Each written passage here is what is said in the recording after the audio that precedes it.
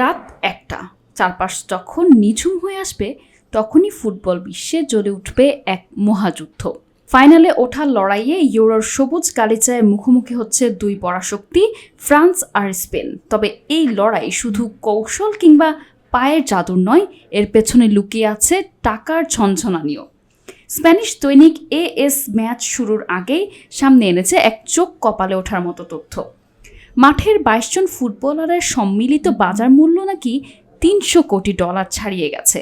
বাংলাদেশি মুদ্রায় হিসেব করলে যা দাঁড়ায় ৩৭,০০০ কোটি টাকারও ওপরে।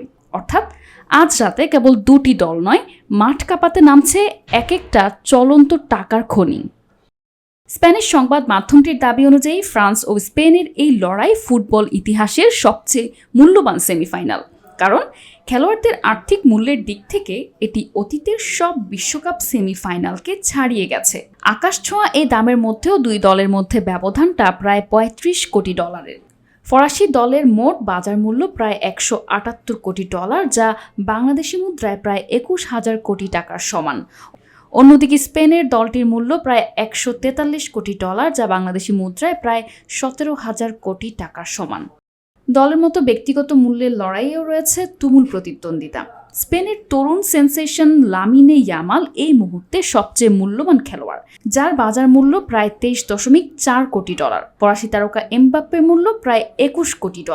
এছাড়া মাইকেল ওলিসে ও পেদ্রি দুজনেরই বাজার মূল্য প্রায় $১৭.৫ কোটি করে। এই চার তারকা ছাড়াও দুই দলে এমন ৭ জন খেলোয়াড় আছেন যাদের প্রত্যেকের বাজার মূল্য $১১.৭ কোটি বা তার চেয়ে বেশি। আর দুই দল মিলিয়ে ২২ জন খেলোয়াড়ের দাম অন্তত $৫.৮ কোটি। এই ২২ জনের মধ্যে ১৫ জনই ফ্রান্সের আর ৭ জন স্পেনের।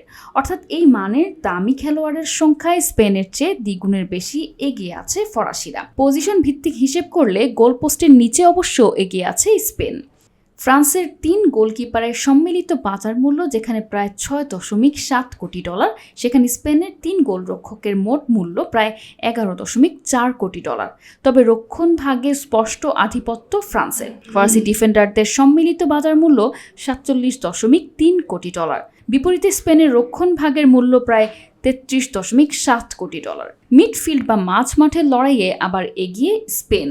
স্প্যানিশ মিডফিল্ডারদের মোট বাজার মূল্য প্রায় $৪৯.১ কোটি, যেখানে ফ্রান্সের মাঝ মাঠের মূল্য প্রায় $৩৬.৫ কোটি।